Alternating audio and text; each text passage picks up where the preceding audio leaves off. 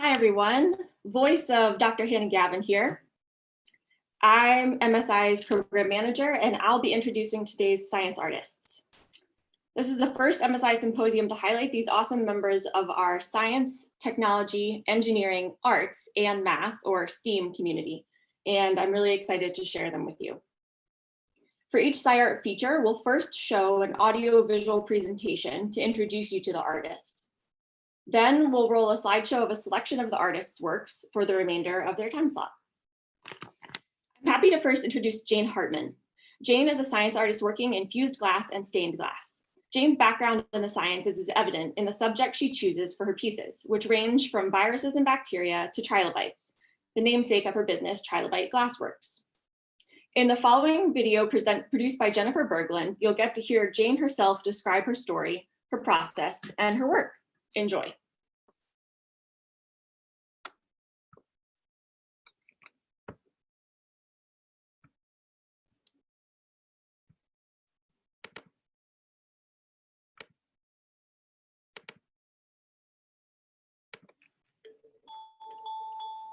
Hi, my name is Jane Hartman, and I am a science artist specializing in biological subjects. I work in glass, both stained glass and fused glass. My origin story starts in college, where I earned a degree in paleontology.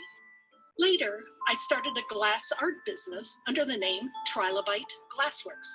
The name was a nod to my education, but I was making ordinary decorative items. Then an amazing thing happened. I'd be selling at craft fairs and people would see my name and ask me, "Where are your glass trilobites?" This was a revelation. I realized that there was a market out there for science art. So I started making trilobites and insects and fish. The biggest influence on my art comes from the collaborations I do with scientists. Through these scientists, I learn new science, which is satisfying in its own right, but it also takes my art in new directions. My process begins with choosing a subject. For example, I might choose coronavirus.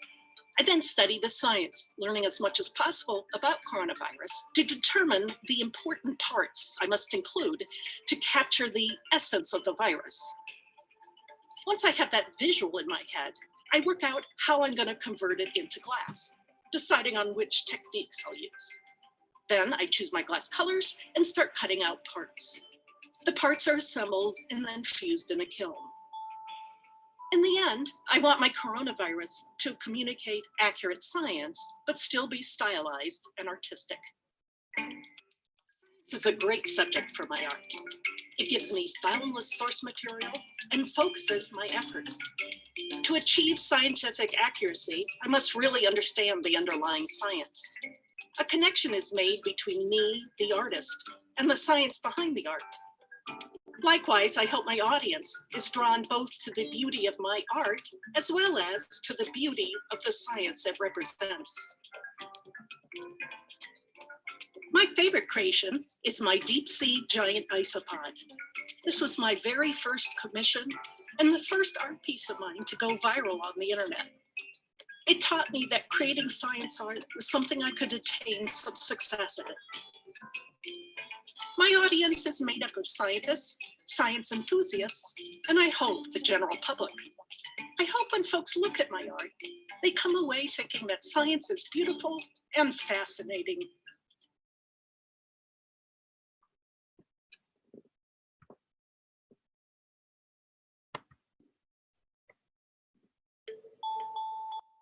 Hi, my name is Jane Hartman.